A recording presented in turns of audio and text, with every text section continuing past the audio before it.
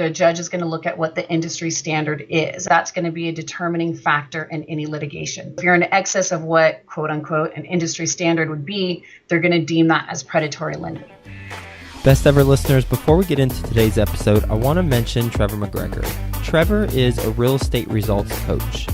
I've been paying him and working with him for years now. He actually is responsible for giving me the idea to do a podcast. So it's not only about transactions that he gives advice on how to find more deals, how to make more money, but also how to build a holistic plan around your real estate entrepreneurship endeavors. That's what I love about working with Trevor, that and being held accountable for what I say I'm going to do and actually making sure that I follow through and do it. I feel like I'm a pretty results-oriented, accountable kind of person, but it's always nice to have someone who's there guiding you along the way and giving you strategy as well as psychology tips for how to deal with, the things that come up as a real estate entrepreneur. Trevor has made a wonderful offer for the best ever listeners, and that is that he's offering a free coaching session. Go to coachwithtrevor.com. That's coachwithtrevor.com. Highly recommend him. I've worked with him before. I'm currently working with him right now as my business, as my real estate investing coach. Highly recommend you do the same. Take him up on his offer. Get a free coaching session. coachwithtrevor.com. Hi, best ever listeners. Welcome to the best real estate investing advice ever show. I'm Joe Fairless, and this is a show where we cut out all that fluffy stuff. We don't get into it. We talk only about the real estate insights that move your business forward. We've spoken to Jay Papasan, the author of The One Thing with Gary Keller, Robert Kiyosaki. You know who Robert Kiyosaki is. Barbara Corcoran, one of the stars on Shark Tank, and many other best ever guests. And today we're going to be speaking with Jamie Seaton. How you doing, Jamie? I'm doing good. Thank you. Thank you for having me. Yeah, my pleasure. Nice to have you on the show. And a little bit about Jamie, and then she'll get into it in more detail. She began her career in 2000 as a property manager based in Auburn, California. And then in 2002, she got her appraiser's license and serviced Northern California for 7 years. Since 2009, she's been a hard money consultant. Not a hard money lender, but a hard money consultant. And she'll talk about that, where she advises investors, brokers, and borrowers. You can say hi to her at dcuprivatemoney.com. That's dcuprivatemoney.com, or you can just click the link in the show notes. That's a lot easier. With that being said, Jamie, you want to give the best ever listeners a little bit more about your background and what you're focused on now? Absolutely. Thank you. As you stated, I'm a consultant for hard money brokers, lenders, and borrowers. And how that happened is I was working as a hard money processor in about 2010. And my father and a group of investors that he worked with, all in their 80s, they believed in a broker that misrepresented information, and together they lost almost $1 million. And that was a changing point in my career and my life, meeting with these investors that would never be able to remake the money that they had lost because they put the faith in someone.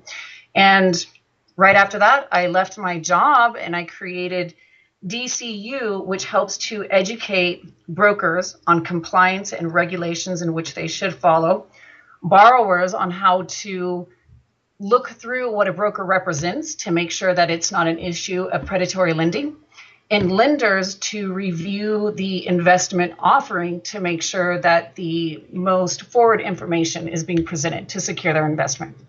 Will you repeat the lender's part? I'm taking notes. I was trying to type as fast as possible. Not a problem. Basically, it's diligence, if you will, go through the presentation or the offering to the lender to make sure that there is not anything that has been missed, to make sure it's comfortable and as providing investment as it can be. I'd like to talk about the story on the broker misrepresenting the information, and then we'll get into each of these three, because I know there's a lot to talk about within each of these three categories: brokers, borrowers, lenders. What was the information that was misrepresented that cost was it your father and his friends up to $1 million? It was. My father loves it because I use him as my example for the past 6-7 years. He thinks. Oh, yeah. Pour salt and wound, right? Right. It was my father, and it was some investors that he did not have a relationship with them. Basically, the mortgage broker at the moment comprised a loan where the loan amount was around $1 million. She put 10 people in that loan. All 10 people were married, so there was 20 people together in the loan. She stated that permits had been obtained for the development of a property, which they had not. She used an appraisal from an appraiser that she had a relationship with that completely inflated the repair value. It was nowhere close to what that property could actually heat.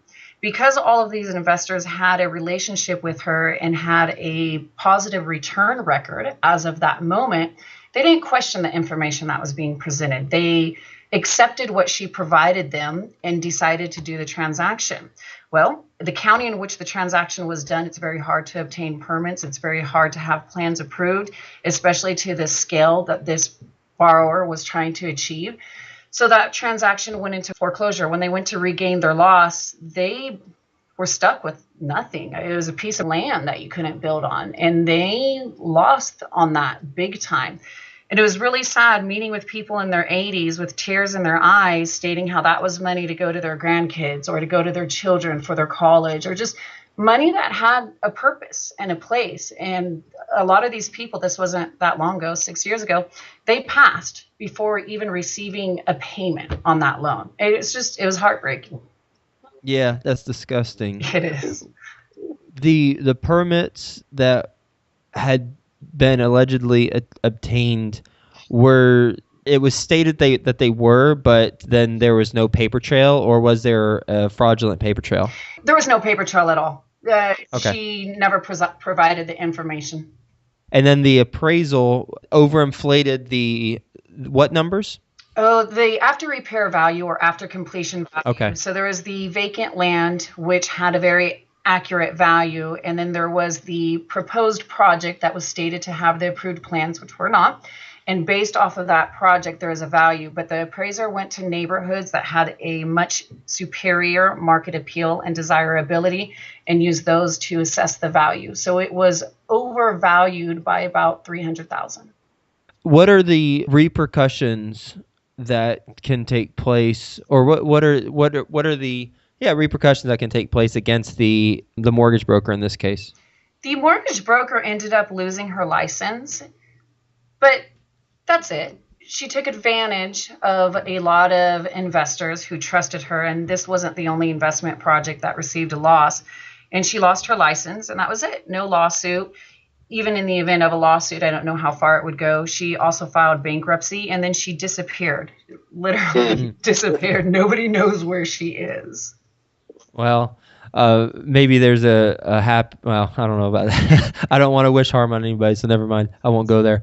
All right, so let's talk about each of these three: brokers, borrowers, and lenders, and the education and consulting you give them to make sure a transaction like this doesn't happen on either one of these ends. So with brokers, regulations they should follow. What regulations should all hard money brokers follow?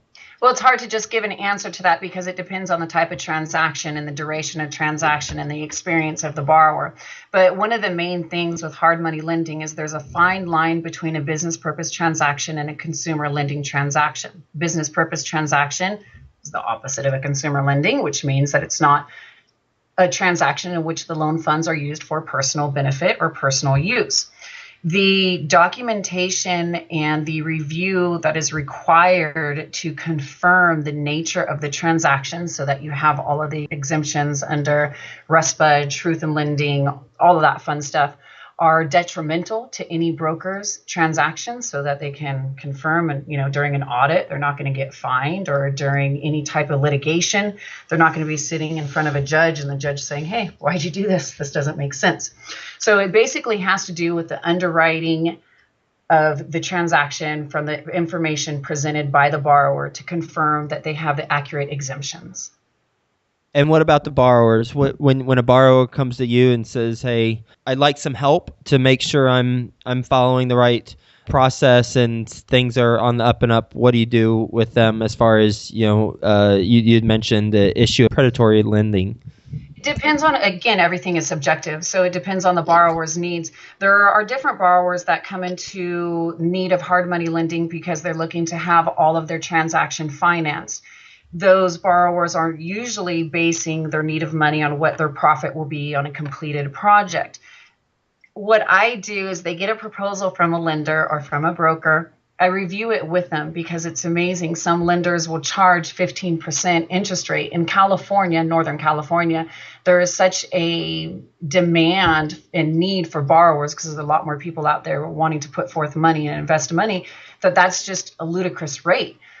It's unneeded. So I go through the proposal provided to the borrower from a broker and make sure it's nothing that is in excess of what the industry standard would be. And what's the industry standard right now? Again, subjective. How about this? Since there's so many subjectivities, how about we just go through one scenario? Okay. That way we're specific. Okay. So you can pick. So a typical scenario, 70% purchase of a fix and flip property. Right now, I'm going to say Sacramento because I'm about an hour east of Sacramento. A borrower that has the experience and a portfolio showing that they have fix and flipped properties and confirming the objective that they're presenting, which is to purchase and rehab a property and then resell it. A borrower such as that at a 70% LTV, it's very easy to obtain 10% financing on that. Brokers will sometimes come through, want to charge 13% and 5 points. That, to me, is predatory lending because it's in excess of what the industry standard is. With the excess of what industry standard is, I guess that term predatory lending stands out to me like red flag alarm bells. But at the same time, I think also just of capitalism, where you charge whatever the market can demand. So if somebody does pay that, then there's a service that they're offering that is they'll take them up on it, and it makes sense. Is there a way to reconcile that, or is it just in your mind, hey, if it's above this % of what the others are doing, then it's predatory lending? That's why I use the term industry standard, because per the California state statute, there's not a cap on what a broker or an investor can charge for a hard money transaction. There's not a cap on the points they can charge, the interest rate they can charge, the default rate, or the fees. What is going to happen in the event of a litigation, whether that's through foreclosure or it's through any other event, is in standing in front of a judge, the judge is going to look at what the industry standard is. And that's why I use that term so regularly, is because that's going to be a determining factor in any litigation, industry standard. So if you're in excess of what, quote unquote, an industry standard would be, they're going to deem that as predatory lending. Okay. So makes sense. Yeah, a lot of what I do is it's preparing for the worst case. I tell everyone I crush dreams, because I tell people what they need to be concerned with. Right now, doing a transaction, that's when things are the most liked and the most welcomed. It's in the event of a loss on the value of the property, on the resale, or when people stop making payments. That's when the situations normally arise. So what my job is now is to properly prepare my client for the worst case scenario in the future. And what about lenders and the due diligence on the offering? What are the things you look for? This isn't always, but I found it very common that a broker has the objective to make the transaction because they want to receive a certain commission. Their level of diligence may or may not be that extensive. The borrower needs the transaction or needs the money, so they will present information that may or may not be accurate. So on behalf of the lender, we really dig through what is being provided and review everything. For example, a borrower says, I've done these 10 flips. What we'll do is we'll pull up the property records on those 10 properties to make sure that their name was actually an owner on that property, that they actually had ownership, they purchased it, they flipped it, see what the purchase price is, see when they purchased it, see what the resale value was, see when they resold it. See if there's a notice of default or any type of foreclosure on that property. We just dig through the provided information to see if there's any discrepancies. How do you charge? Again, it depends. So my charge is based on the need of the client. Some clients call me and say, you know what, Jamie, I did everything that can be done. Just give me some documents on this. Help me properly collateralize the transaction by doing your note, your deed of trust, and everything else. And then from there, the price would be reflective of that. Other people which is common as salespeople. Salespeople are great with marketing. They're great with making relationships, but I haven't found them to be that good with paperwork. So I will be the paper pusher, if you will, and take care of all of the research and the diligence and the documentation for a transaction. So everything depends on the needs of the client. If somebody is looking to borrow and they have quotes from different brokers or lenders, and they have 5 different PDF quotes, and they want you to take a look at it, what would that cost? I take money out of my pocket every single day. I actually wouldn't charge someone for that, as horrible or silly as that may say. Reason being is I want the hard money lending industry to stay alive, and I don't want people to be taken granted for it, because I saw what that does firsthand. If someone has, whether it's a broker, lender, borrower, has any type of transaction in which there is an interest and they want me to just take a quick review of it, I'm so experienced in looking at the documentation that I can tear apart any document, PDF, Word document, in the matter of minutes and see where the areas of concern are, where there are no areas of concern. It's really easy for me. And I don't mean that in an egotistical way, but I've been looking at paperwork and documents for over 16 years now. I know how to sort through it. So something like that, like I said, is so easy for me that I cannot find the justification to charge for it. With those different quotes, what's a common red flag that you've come across? A common red flag that I come across is one stating that they are obtaining the financing for business purpose, such as fix and flip, but they're using all of the money that they have in their savings account to buy the property, and they've never owned another piece of real estate. Normally, that's a red flag that's an owner-occupied property, and they have been coached to lie about their use of the loan funds and what they're going to do with the property to get the loan.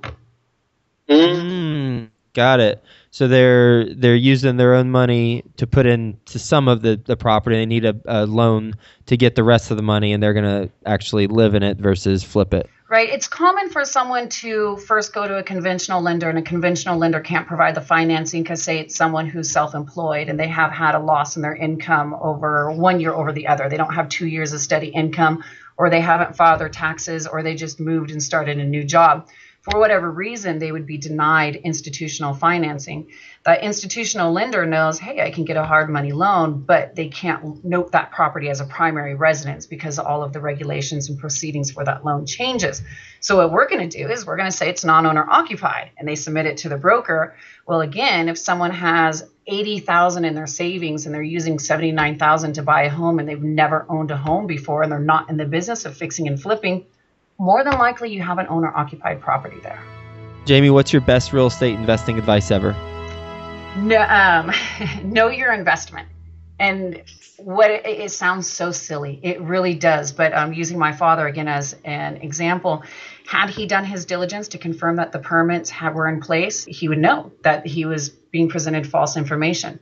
I have other investors that do loans with borrowers that fix and flip properties, but their portfolio gets so versed. They have so many properties, they can't manage it. And then they end up losing properties and having to foreclose. Knowing your investment, what you're getting into, and not taking anything for face value, actually taking it upon yourself to do your own research and diligence, will save someone every single time. It's when you don't do your diligence, don't look at the property, or take someone else's opinion for whatever it's worth and base your decision off of that I always see someone losing. Do you work with clients throughout the U.S.? Not throughout the U.S. I work with clients in Texas, Georgia, Pennsylvania, California, and Nevada. Reason being is because I need to be up on the regulations and laws and ordinances to be able to properly advise anyone. Out of those states, are there any that are more lender or borrower friendly? Georgia is very borrower and lender friendly. It's a non-broker state, which means that somebody that is a lawyer or a title company can do a transaction and close a transaction. It doesn't have to be closed with someone licensed through the Department of Business Oversight or the Bureau of Real Estate. So it's a lot more compatible to a transaction or to an individual doing a transaction. You ready for the best ever lightning round? I'm ready. All right. First, a quick word from our best ever partners. Are you looking to buy in Memphis, Tennessee, or do you need some property management help in Memphis, Tennessee? Well, then go talk to Douglas Skipworth. Episode number 455 is when I spoke to him. He's got a company called Crestcore, and they specialize in real estate and property management in Memphis. Go to crestcore.com. That's crestcore.com. Best ever deal you've done? Helping elderly people. And if you want me to elaborate on that, a gentleman that could not get any type of financing, and I actually found he was about to lose his property. He had a reverse mortgage. He was losing everything. I found a lender that was able to help him and help him to save his home. This was a primary residence, and it was about 10, 15 years ago, but it saved this 86-year-old man's home. Best ever book you've read? 4 Agreements. Who wrote that? Don Miguel Ruiz. Don Miguel Ruiz. Okay, the 4 Agreements. All right. What was one takeaway you had from that book? To not judge. You don't know, to not judge is not carry incidents with you. You don't know what happened in the other person's day, what's going through their mind. What someone says or does is more of a reflection of them and not you, and you shouldn't internalize that and make a judgment based off of that. It's just a really great method to be free and have personal freedom. Oh yeah, sign me up for that philosophy. I will read that book. Yeah, I wholeheartedly agree. It's 99.9% of the time it's about what's going on in their life, because we're all kind of inwardly focused with how we internalize things and process things, and really it's not necessarily what we're not giving somebody, it's kind of what's going on and what's on their mind and how they're approaching their day and the situation. Exactly. It's a really easy read too. It's a book I actually always have in my office. I just ran to pick up who the author was because I didn't remember, but it's a great book. Best ever personal growth experience, and what'd you learn from it? This was actually one I just had with Tom Poole. He was the head of the Bureau of Real Estate, and he retired, and I was at his retirement lunch, and he stated this, and it was something that he was told and he's lived his career by, and it hit home. He said, everything you do counts. Whether it is sending an email or whether it is giving a homeless man lunch, everything you do counts, because there's someone on that receiving end, or there's someone that is going to come across. Oh, I like that. Yeah, no small actions. Yeah, everything you do counts. Awesome. What's the biggest mistake you've made in real estate or business so far? A client, one of my first clients that I had, this is going back 6 years ago in the Hardmoney lending, I went to wire his $700,000 and I mixed them up, and I wired them to the wrong account. Oh, okay. Yeah. Well, Merry Christmas, Happy New Year to someone. So we did get the money back. It did take a week, and that was my biggest mistake. After you realized that you did that, what was your immediate next step? I had to contact everyone, and that's from Tom Poole. That was one of the other things that I picked up from him, and fortunately I'd already established, is we're all going to make mistakes. We're all human. But the person making the mistake or affected by the mistake that I made, such as my client in this instance, I should be the first one to tell him, not an escrow or not the bank. So if I ever am to make a mistake, I need to own up to it right away and tell the people that are affected. So my first response in that situation is I told the broker at the time I was working for, oopsie, I think I did this wrong. And of course apologized to the lender. I still work with that lender, but it did take 3 years for me to regain confidence in me. And what's the best ever place the best ever listeners can reach you? My cell phone would probably be the best, and that's 707-495-1038. Well, Jamie, thank you so much for being on the show and sharing your advice with the best ever listeners and your expertise in the hard money industry as a hard money consultant. You gave us a lot of really good information. The story that started your trek into this industry as a consultant with your father and his friends, or his father and the others that he was in with. I think you said he didn't know them. And then the 3 different groups you represent, from brokers, borrowers, and lenders. and then the learnings and the lessons that you have and the things you look for each of those individuals or groups. So thank you so much for being on the show, sharing your advice with Best Ever listeners, and hope you have the best ever day. Thank you. You too. Did you achieve all your real estate goals in 2015? Well, if you did, congratulations. Fist bump to you. If you didn't, then go to coachwithtrevor.com. Trevor McGregor is my business coach, my real estate coach. He's also been a guest on the show, episode 320. He is offering a free coaching session for the Best Ever listeners. Just go to coachwithtrevor.com and it'll help you to achieve your real estate goals in 2016.